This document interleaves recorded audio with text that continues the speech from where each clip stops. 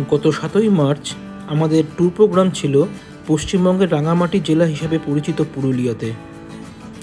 পরের দিন অর্থাৎ 8ই মার্চ আমরা পুরুলিয়ার কিছু উল্লেখযোগ্য দর্শনীয় স্থান ঘুরে দেখেছিলাম। তার মধ্যে উল্লেখযোগ্য হলো অযোধ্যা পাহাড় এবং তৎসংলগ্ন বিভিন্ন জায়গা।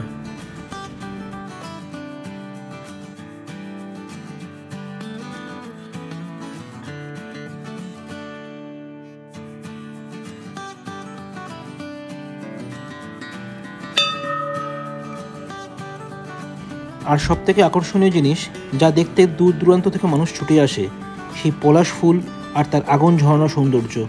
পাহাড়ে পাহাড়ে পুরো পলাশে পলাশে ছয়লাভ হয়ে গেছে। তবে এই পলাশ দেখার সেরা সময় হলো বসন্তকালে, অর্থাৎ ফেব্রুয়ারির শেষ থেকে মার্চ মাস অবধি।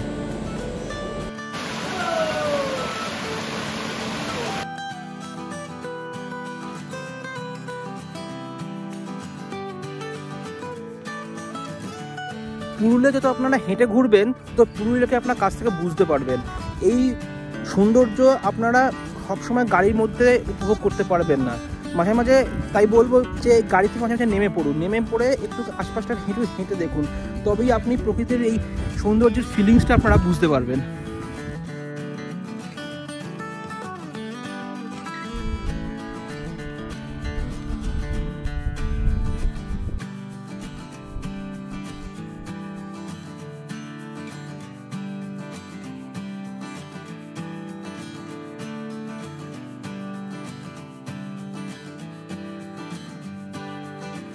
অযোধ্যা পাহাড় ঢুকতে আমরা এই অযোধ্যা হিলসের একটু আগে আমরা দাঁড়িয়েছি, যাতে আমরা অযোধ্যা পাহাড়ের এই দৃশ্যটা খুব কাছ থেকে উপভোগ করতে পারি।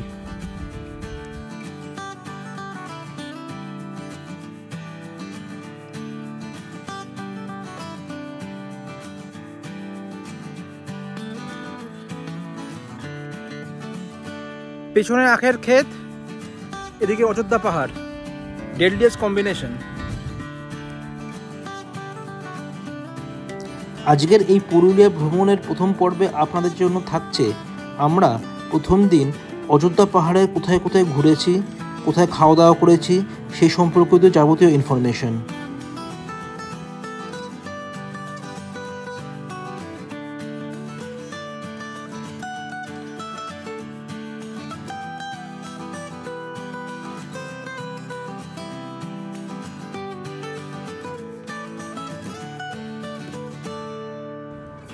তো আপনাদের শুভকামনা নিয়ে শুরু করছি আমাদের পুরুলিয়া ভ্রমণ সিরিজের প্রথম পর্ব।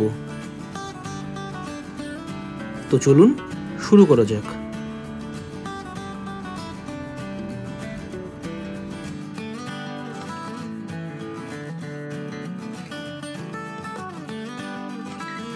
গুড মর্নিং বন্ধুরা, আজ 8ই মার্চ, পুরুলিয়াতে দ্বিতীয় দিন। গতকাল আমরা হাওড়া রাঁচি বন্দে ভারতে করে পুরুলিয়াতে পৌঁছেছিলাম 7টা 40-এ। আজকে আমরা পুরুলিয়া ঘুরতে বেরিয়েছি, মানে প্রথম পুরুলিয়া ব্লগ আজ থেকে শুরু হচ্ছে। আমরা যে হোটেলে উঠেছি পুরুলিয়াতে সেটা হচ্ছে আকাশ হোটেল, যেটা পুরুলিয়া স্টেশন থেকে 1.5 কিলোমিটার দূরে রয়েছে। হোটেলের ঘরগুলো খুব সুন্দর, ডিলাক্স রুম, এবং কত ভাড়া যাবতীয় যা যা রয়েছে সব কিছু আপনি আমাদের পরে বলবো। আর বাকি সব কিছু তো ডিসক্রিপশন বক্সে দেওয়াই থাকবে, কোনো প্রবলেম নেই। এবং এখন আমরা যেখানে যাচ্ছি, মানে প্রথম যে পুরুলিয়া এক্সপ্লোর করার জন্য ফার্স্ট যে জায়গায় যাচ্ছি সেটা হচ্ছে পাহাড়া গ্রাম, আর যেটা পুরুলিয়ার প্রধান আকর্ষণ, পলাশের জন্য খুব বিখ্যাত।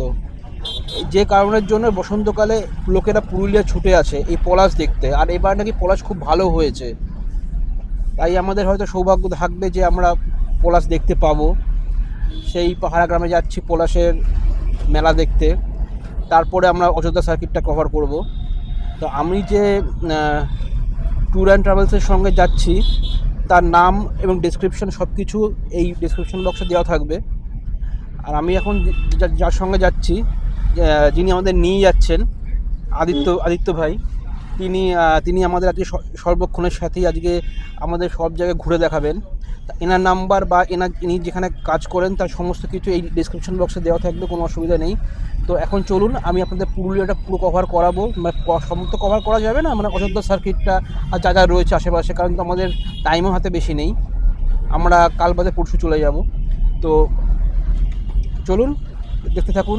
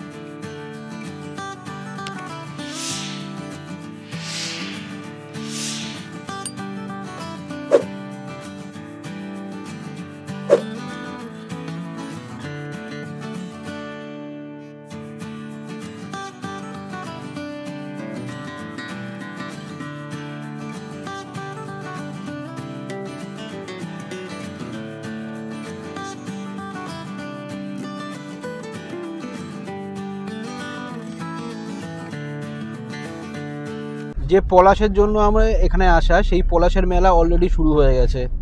যে গাড়ি যেদিকে যত যত এগোচ্ছে তার দুদিকে খালি পলাশের গাছের সারি সারি, মানে পলাশে পলাশে ছয়লাভ হচ্ছে। কিন্তু এরপরে যে পলাশের বাগানে আরও পলাশ দেখতে পাবো, কিন্তু তার আগে যেখানে এই জায়গাটা একটুখানি গাড়ি দাঁড় করেছি, একটু পলাশটাকে একটুখানি কাছ থেকে ফিল করি, অনুভব করি, চলুন।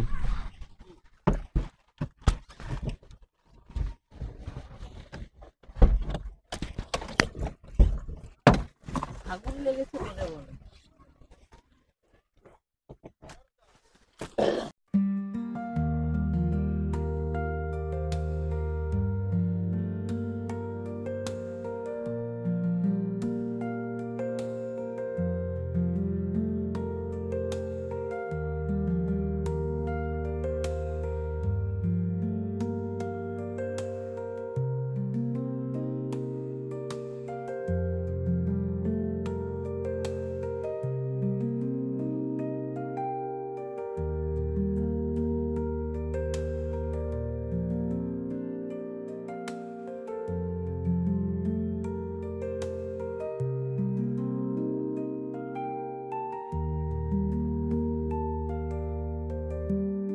পলাশের রাজ্যে আমরা হাজির হয়েছি।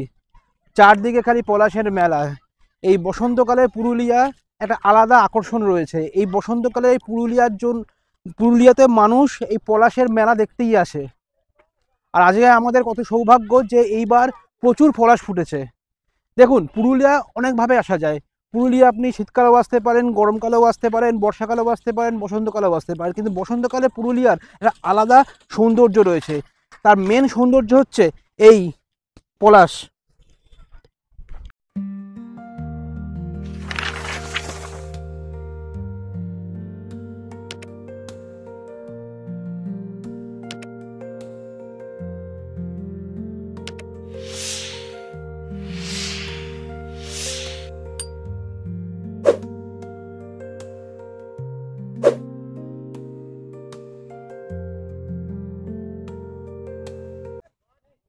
তো দুজনে আমরা এখন পলাশের মালা পরে পড়েছে, আমিও পড়েছি। আর এখানে এই পলাশ সব জায়গায় এত লোক, সব ফটো তুলছে, সব এখানে মালাও বিক্রি করছে, তাদের কাছ থেকে এই মালা কেনা।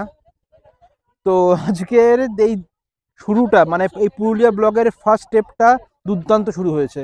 মানে পলাশ দিয়ে শুরু, এই যে পলাশের জন্য আসা সেই পলাশ দিয়ে শুরু হয়েছে আজকে।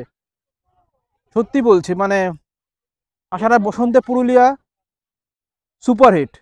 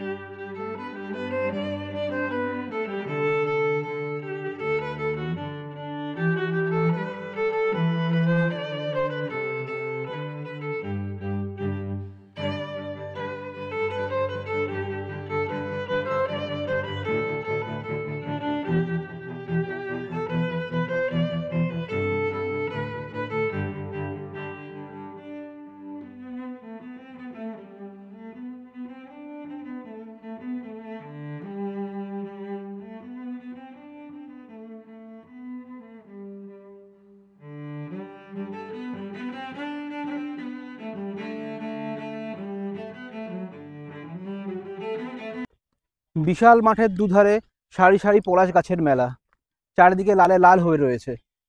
এত সুন্দর জায়গা, মানে এই বসন্তের পুরুলিয়ার এই অপরূপ শোভা, এই অপরূপ শোভা উপভোগ করতেই মানুষ ছুটে আসে বারবার। তাই আমিও আজকের এই পুরুলিয়ার এই অপরূপ সৌন্দর্য দেখে আমিও মুগ্ধ হয়ে গেছি। এই পলাশ বাগান ছেড়ে আমার যেতে ইচ্ছা করছে না, কারণ মনে হচ্ছে সারাদিন আমি এখানেই কাটিয়ে দিই। কিন্তু আমাদের আরও দেখার জায়গা রয়েছে, এখানে পড়ে থাকলে চলবে না। কিন্তু যতটুকু পারি মানে এই পলাশের এত ছবি আমি তুলছি, আরও তুলবো, এরপরে হয়তো আরও জায়গায় পলাশ পাবো, কিন্তু আমার মনে হয় সবচেয়ে বেশি পলাশ মনে হয় এই পলাশ বাগানেই রয়েছে।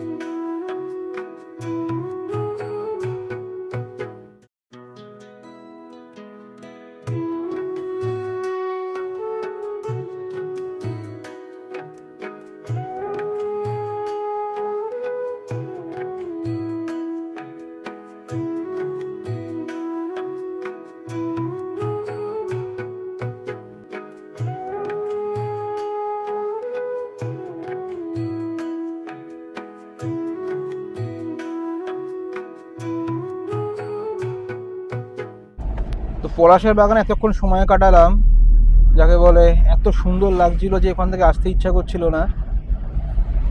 পলাশের 4টে মালা কিনেছিলাম, 4 জনের জন্য 4টে মালা কিনেছি, ওই বাচ্চা বাচ্চা ছেলেগুলো বিক্রি করছিল। তা এবার আমরা চললাম অযোধ্যা সার্কিটের দিকে, অযোধ্যা পাহাড়ের দিকে যত যাব আরও পলাশ বাড়বে, মানে পুরো পুরুলিয়া এখন পলাশে পলাশে ছয়লাভ হয়ে রয়েছে।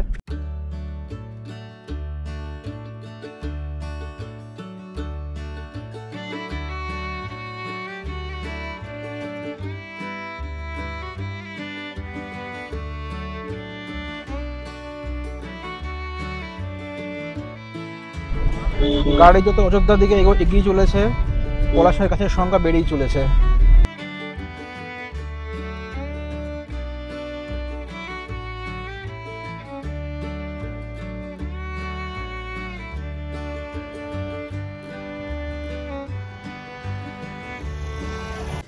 তো বন্ধুরা, আমাদের এখন গাড়িটা এইখানে থামলো, মানে এই অযোধ্যার রেঞ্জে। অযোধ্যা পাহাড়ের এই অলরেডি শুরু হয়ে গেছে, রেঞ্জটা দেখা যাচ্ছে, তাই ভাবলাম যে এখানে গাড়িটা দাঁড় করিয়ে চারপাশটা একটু আপনাদের দেখাই যে কতটা মানে সিনিক বিউটি যাকে বলে, অসাধারণ, যাকে পোর্ট্রেট ল্যান্ডস্কেপের ছবি আসবে যাকে বলে। তো এই দেখছেন যে পেছনে আমাদের অযোধ্যা পাহাড় দেখা যাচ্ছে, অযোধ্যা পুরো রেঞ্জটা দেখা যাচ্ছে। এখান দিয়ে মানে অযোধ্যা পাহাড়টাকে দেখতে জাস্ট অপূর্ব লাগছে, মানে সেই জন্য আমি গাড়িটা এখানে দাঁড় করলাম যাতে এখান থেকে কাছাকাছি আরও ভিউটা ভালো করে নিতে পারি। তো দেখুন এই ভিউটা কেমন লাগছে।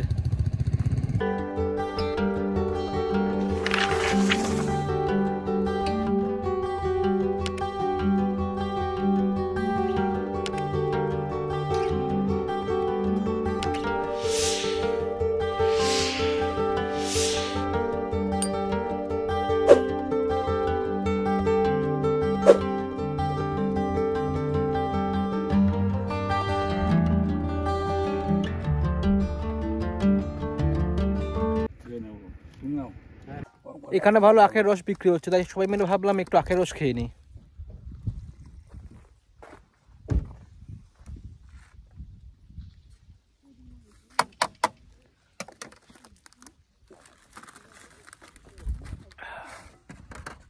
এক্সেলেন্ট।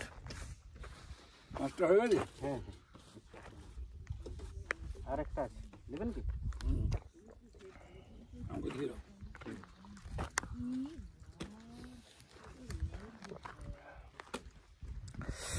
5 আখের রস 100 টাকা। তো আখের রস খেয়ে আবার আমাদের যাত্রা শুরু অযোধ্যা পাহাড়ের দিকে। হালকা গরমও আছে, তবুও এখন যা গরম আছে সহ্য করা যাবে, এরপরে এপ্রিল আর মে মাসে আর সহ্য করা যাবে না। চলি অযোধ্যা পাহাড়ের দিকে, যেতে থাকুন। চাষ হয় তো।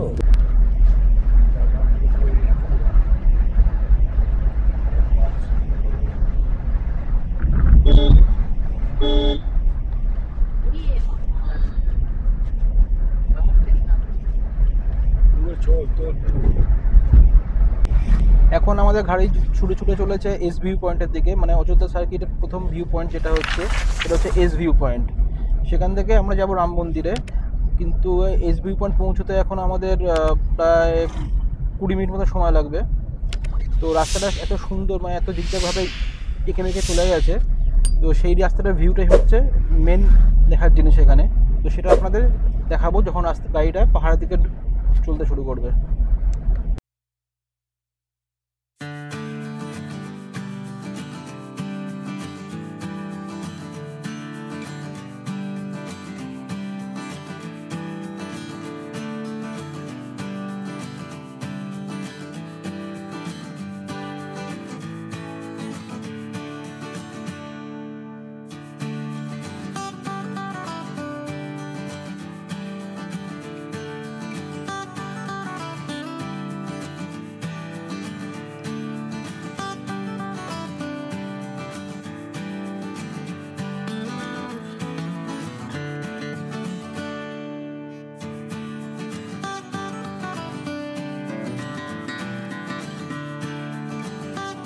এখন আমরা দাঁড়ালাম এস ভিউ পয়েন্টে।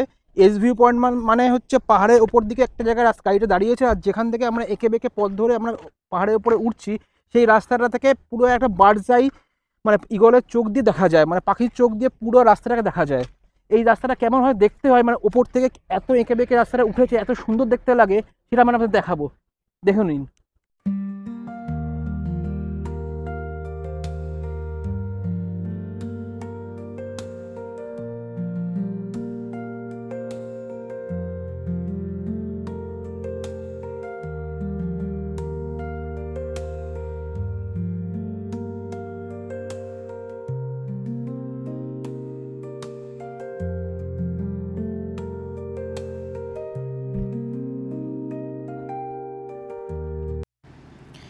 এস ভিউ পয়েন্ট দেখে আমাদের গাড়ি অযোধ্যা হিল টপে উঠতে শুরু করলো।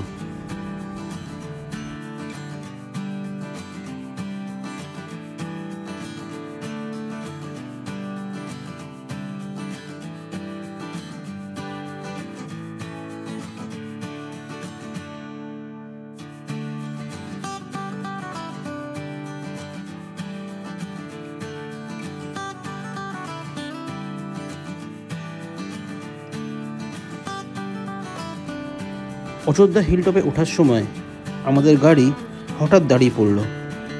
তার কারণ সেটা না হয় আমার মুখ থেকে শুনুন।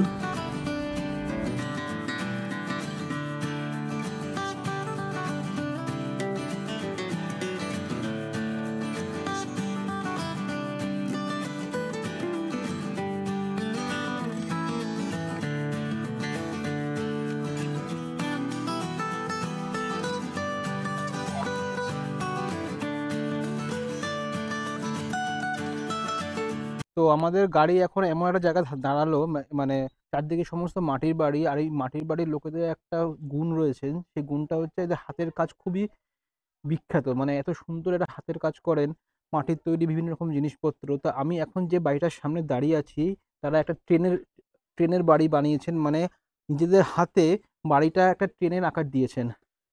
তাদের হস্তশিল্প এতটা নিপুণ এবং নিখুঁত যে এটা আসলে ট্রেন না বাড়ি সেটা বোঝাই যাচ্ছে না। তা দেখুন এই ট্রেন এত সুন্দরভাবে বানিয়েছে, এর পুরো কভার আপটা আমি এই ক্যামেরার মাধ্যমে করছি।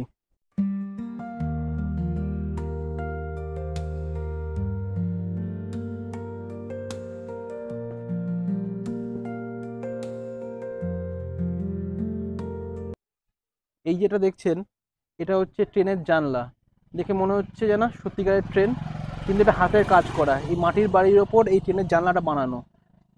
আর এই ট্রেনের বাড়িটা এবছর খুব ভাইরাল হয়েছিল। আপনারা হয়তো বিভিন্ন ভিডিওতে পুরুলিয়ার এই বাড়িটার ভিডিও দেখবেন, কারণ এই বাড়িটা খুবই মানে ভাইরাল হয়েছিল এবছর। আর এত সুন্দর যে দেখে দূর থেকে মনে হবে যেন বাড়ি নয়, এটা সত্যি একটা ট্রেন।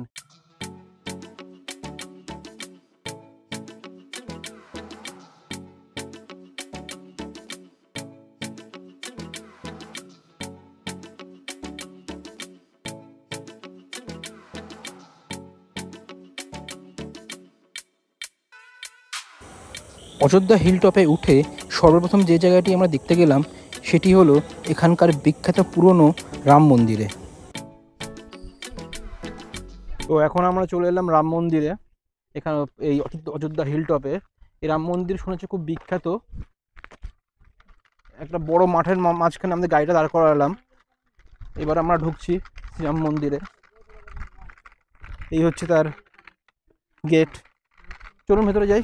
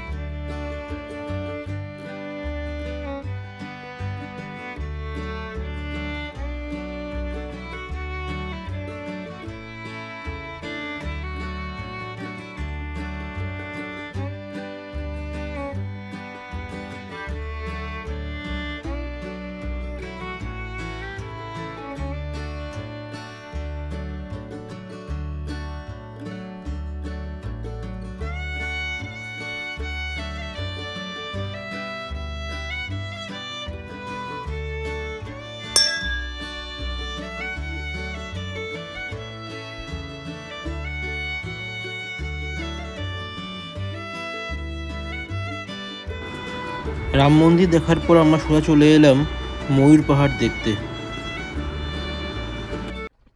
তো অযোধ্যা হিলটপে আরেকটা দর্শনীয় স্থান হলো ময়ূর পাহাড়। এখান থেকে গাড়িটা দাঁড় করিয়ে আমাদের হেঁটে যেতে হবে 200 মিটার উপরে। তো উপরে সুন্দর ভিউ পয়েন্ট রয়েছে আমাকে যা বললো। তা আমাদের এখান থেকে একটু হাঁটতে হবে, একটু চড়াই রাস্তা আছে। তো চলুন যেটা দেখাই আপনাদের।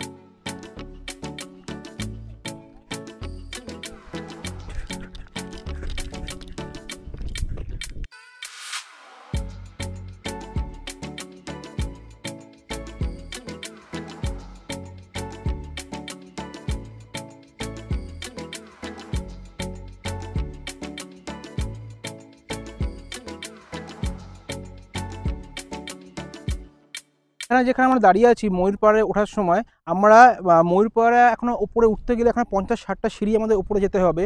উপরে গিয়ে একটা ওয়াচ টাওয়ার আছে, সেখান থেকে পুরো নিচের দৃশ্যটা দেখা যায়। কিন্তু এখানেও দৃশ্যটা খুব কম ভালো নয়।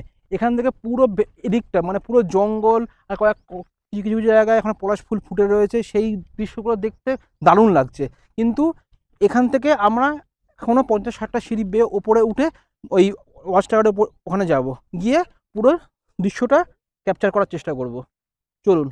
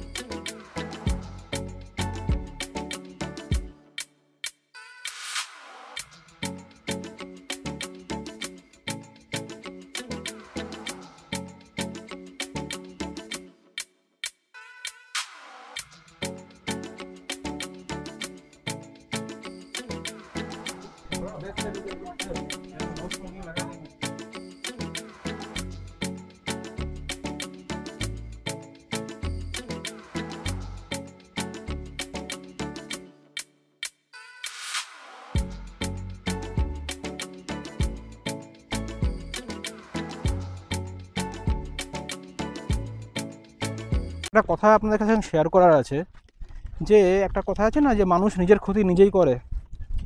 এত সুন্দর সুন্দর দেখার জায়গা আছে এই জায়গাটা, এই ময়ূর পাহাড় এত সুন্দর জায়গা, তো চারপাশে প্লাস্টিক আবর্জনায় সব মানুষ খেয়ে, যেখানে খেয়েছে সেখানে ফেলে রেখে দিয়েছে। মানে জায়গাটা পুরো নোংরা করে রেখে দিয়েছে। মানে মানুষ আর কবে সচেতন হবে আর জানি না। নিজেদের মানে দেখার জায়গাগুলো, সুন্দর জায়গাগুলো, পরিষ্কার জায়গাগুলো নিজেরা নোংরা করে। প্রাকৃতিক সৌন্দর্য এইভাবেই নষ্ট হয়, আর আমরা নিজেরাই নিজেদের ক্ষতি করি।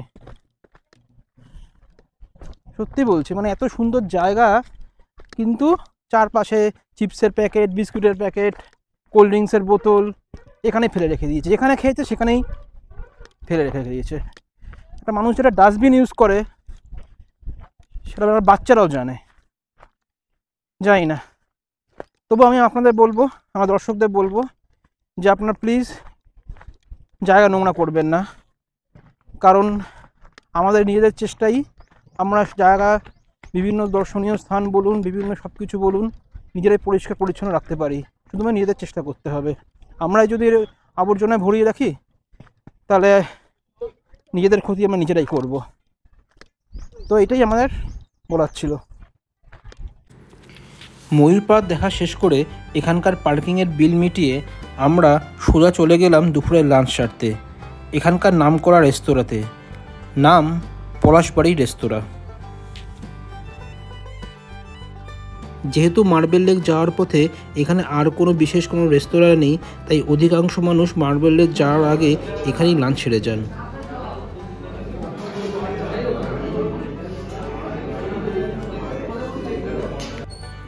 ভাত, ডাল, আলু পোস্ত, ঝুরি আলু ভাতের সঙ্গে 1 প্লেট চিকেন, এই নিয়ে আমাদের দুপুরের লাঞ্চটা হয়েছিল ফার্স্ট ক্লাস।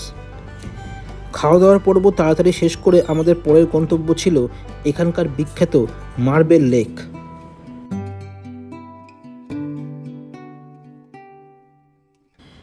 আমেরিকার অ্যারিজোনার কলোরাডো নদী ঘিরে গ্র্যান্ড ক্যানিয়নের মতো অযোধ্যা পাহাড়ের মার্বেল লেক অত দীর্ঘ, বিস্তৃত, গভীর না হলেও এ যেন তারই ক্ষুদ্র সংস্করণ। গভীর খাদে নীল জলরাশি, সেই সঙ্গে পাথরের খাঁজ, তার পাশে লম্বা টানা পাহাড়ে ঘন সবুজ জঙ্গল। চেহারায় অনেকটা ছবিতে দেখা গ্র্যান্ড ক্যানিয়নের কথা মনে করায় বাঙালি পর্যটকদের।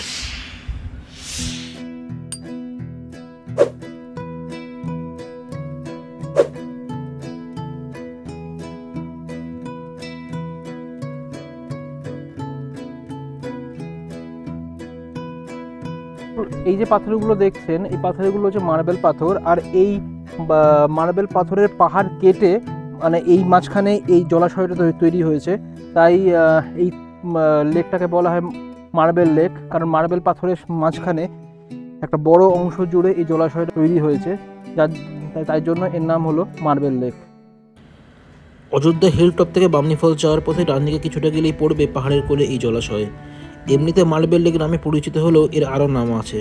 কেউ বলেন পাতাল ড্যাম, আবার এর জলরাশির ঘন নীল রঙের জন্য নীল ড্যাম নামে পরিচিত। পৃথিবীর 4র্থ সর্ববৃহৎ জলবিদ্যুৎ প্রকল্প পুরুলিয়া পাম্প স্টোরেজ প্রজেক্টের কাজের জন্য বিস্ফোরণ করে পাথর ভাঙতে গিয়ে সেই পাথরের খাঁজে এই লেকটি তৈরি হয়। মার্বেল লেক দেখা শেষ, রোদ আছে, একটু গরম লাগছে।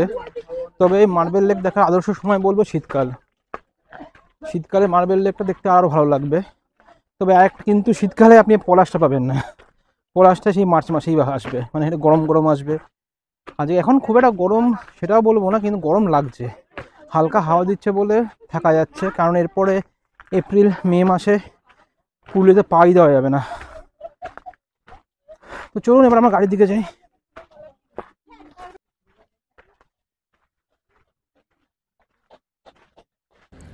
মার্বেল লেক দেখা শেষ করে আমাদের পরের গন্তব্য ছিল এর থেকে প্রায় 2.5 কিলোমিটার দূরে অবস্থিত বামনি ফলসে।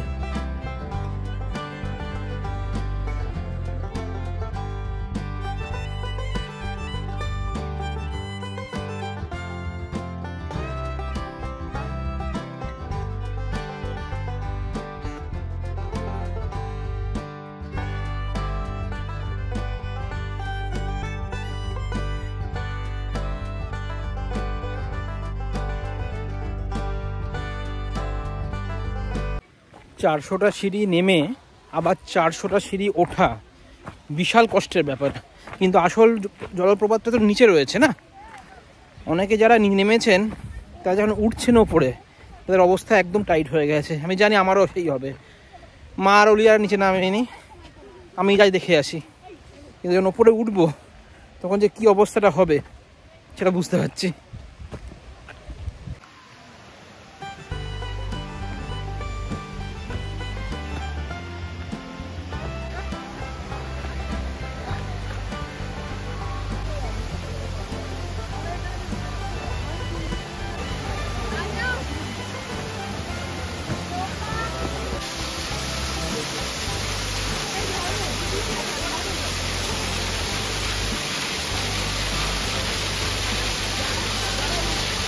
দেখে মনে হচ্ছিল না এখানেই শেষ, কিন্তু এখানে শেষ নয়, আরও নিচে নামতে হবে।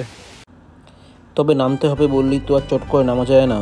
যত জলপ্রপাতের কাছে এগোতে লাগলাম নিচে নামার সিঁড়িগুলো উঁচু নিচু এবড়ো খেবড়ো হতে শুরু করলো। এই উঁচু নিচু সিঁড়ি দিয়ে নিচে নামা যথেষ্ট রিস্কি ছিল।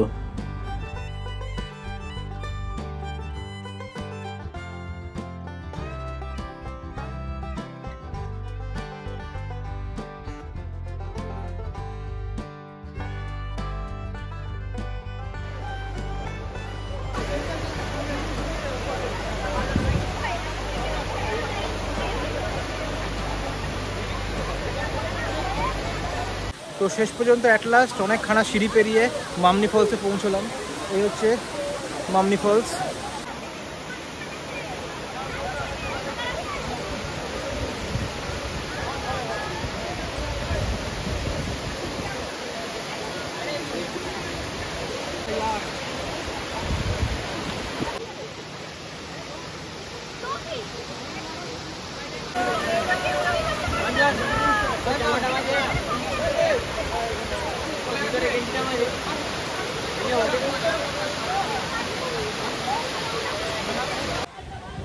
তো বন্ধুরা, আমাদের মামনি ফলস দেখা শেষ। এবার ফেরার পালা, মানে এবার উঠতে হবে।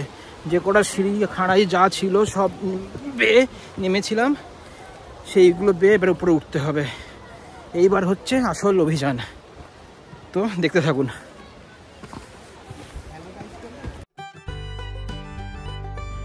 400টা সিঁড়ি নেমে 400টা সিঁড়ি ওপরে ওঠা যথেষ্ট কষ্টসাধ্য ছিল। এক্ষেত্রে বলে রাখি, যাদের হাঁপানি বা শ্বাসকষ্টের সমস্যা আছে তাদের জন্য এই বামনি ফলস একেবারেই উপযুক্ত জায়গা নয়।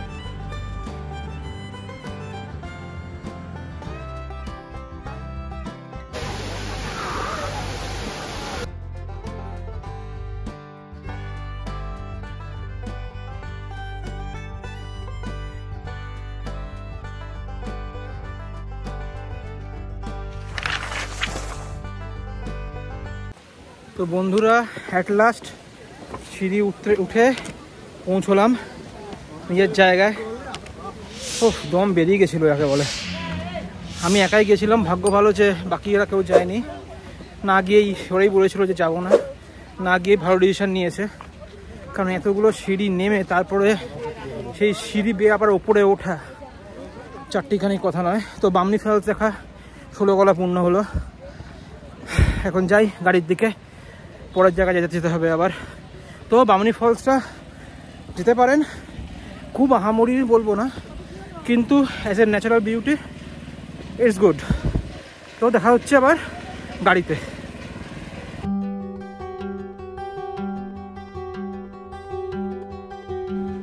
বামনি ফলস দেখেই 5 মিনিটের মধ্যে আমরা আরেকটি ফলসের সামনে হাজির হলাম। সেটি হলো তুরকা ফলস।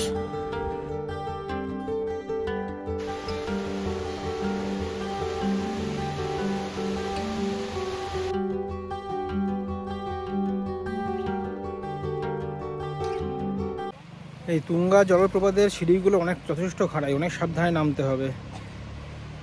বামনি জলপ্রপাতে যেমন খানিকটা সিঁড়ি ছিল, তারপরে একটু খাড়াই সিঁড়ি হয়ে গেছিলো, কিন্তু এগুলো প্রথম থেকেই এবড়ো খেবড়ো। দেখি কত নামতে পারি।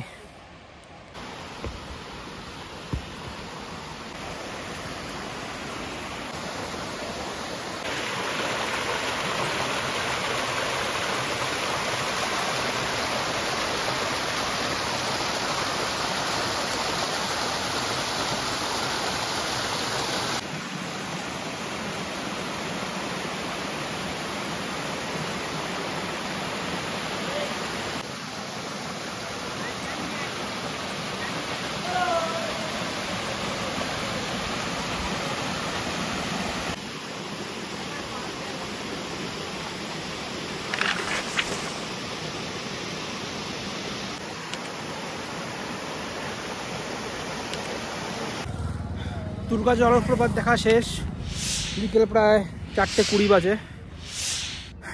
রোদটা প্রায় পড়ে এসছে। এখন আমরা গাড়িতে উঠবো, গাড়িতে নেমে এবার যাবো লোয়ার ড্যামের দিকে। লোয়ার ড্যাম, আপার ড্যাম এগুলো দেখতে হবে।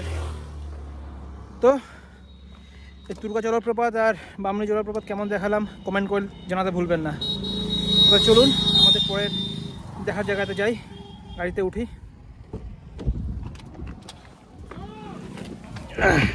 কোথায় যাচ্ছি আমরা?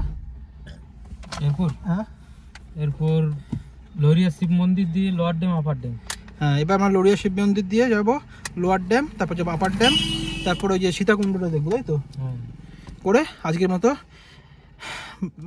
যাত্রা শেষ হবে।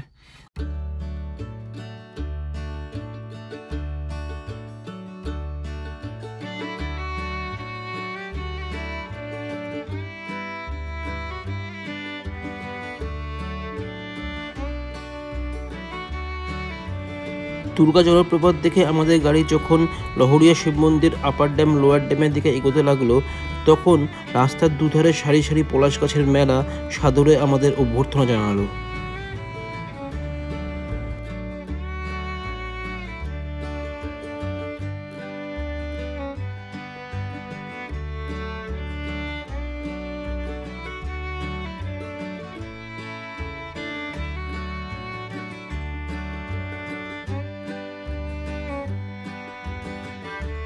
তো এইখানে আমরা একটা জায়গায় মানে ওই শিব মন্দিরে যাওয়ার পথে রাস্তায় গাড়িটা দাঁড় করালাম।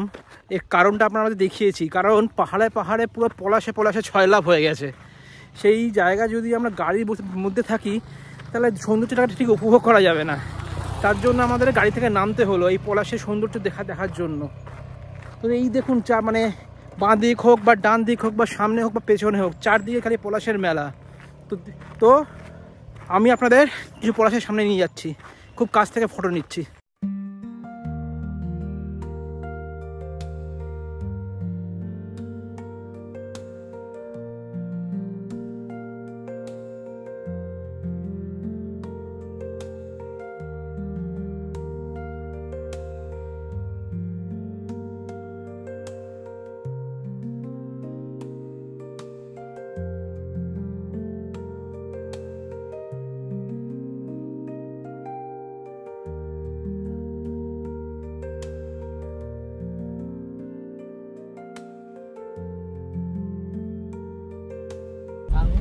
আজকের পলাশ দর্শন যাকে বলে 100-এর 100।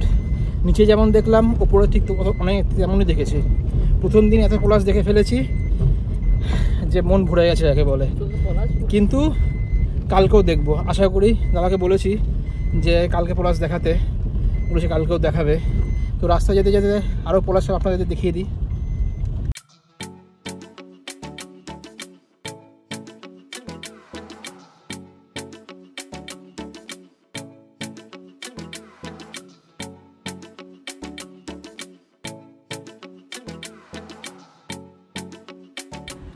পলাশের এই আগুন ঝরানোর রূপ পেছনে ফেলে এসে আমরা সোজা পৌঁছে গেলাম এখানকার বিখ্যাত শিব মন্দির, নাম লহরিয়া শিব মন্দির।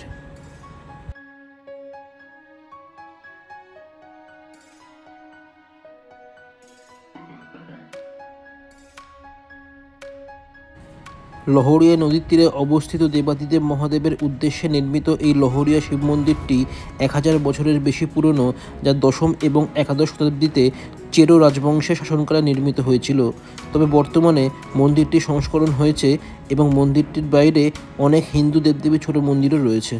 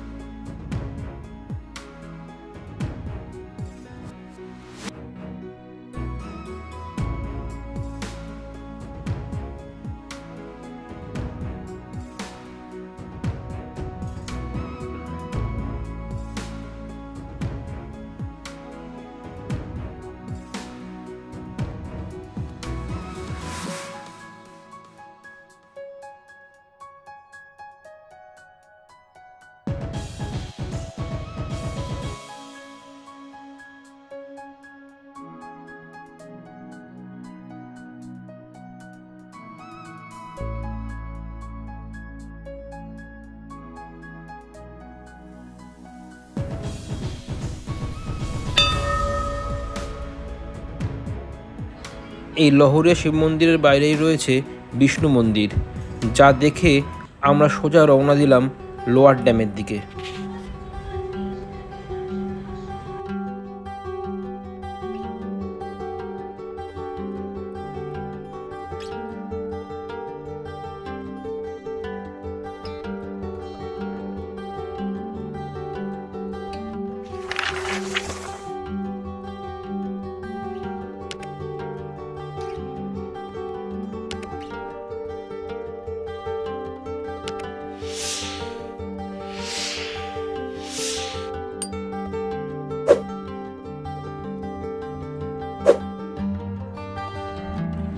এই লোয়ার ড্যাম দেখে খানিকটা ওপরে উঠেই আমরা পেয়ে গেলাম আপার ড্যাম।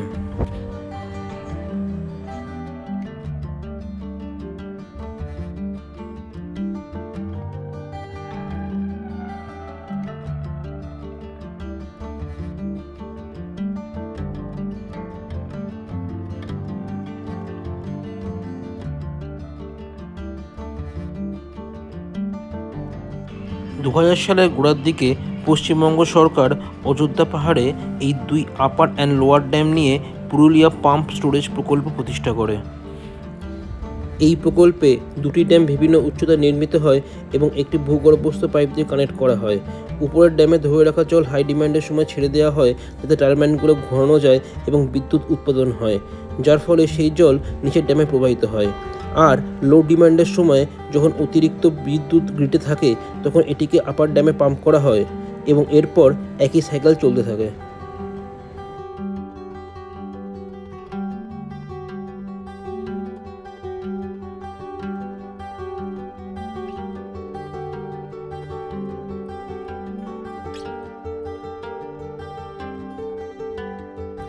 আপার ড্যাম দেখা শেষ করে আমাদের যে শেষ দর্শনীয় স্থানটি দেখা বাকি ছিল সেটি হলো বুড়বুড়ি সীতাকুণ্ড।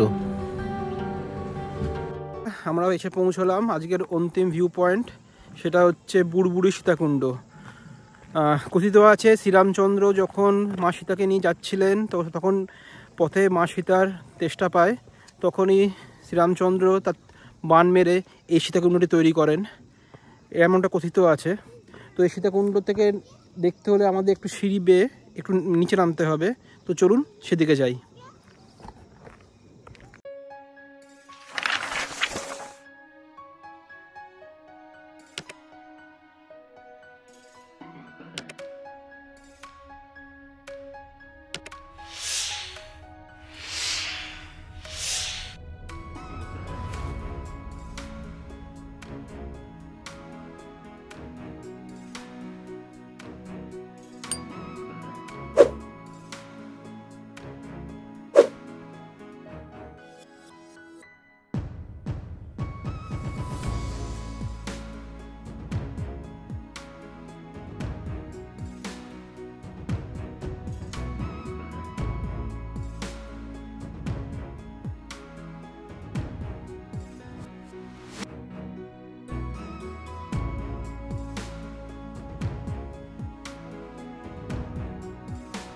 কথিত আছে মা সীতা এখানে 2.5 দিন ছিলেন, তার তেষ্টা মেটানোর জন্য শ্রীরামচন্দ্র বান মেরে এই সীতাকুণ্ডটি তৈরি করেছিলেন, বুড়বুড়ি সীতাকুণ্ড। জল সব কন্টিনিউয়াসলি বুড়বুড় করে উপরে উঠছে, আর বৃষ্টির সময় যখন জল চারপাশে ভর্তি হয়ে যাবে, কিন্তু এই সীতাকুণ্ডতে জল কোনোদিন ভর্তি হবে না। এটাই এর আশ্চর্য মাহাত্ম্য।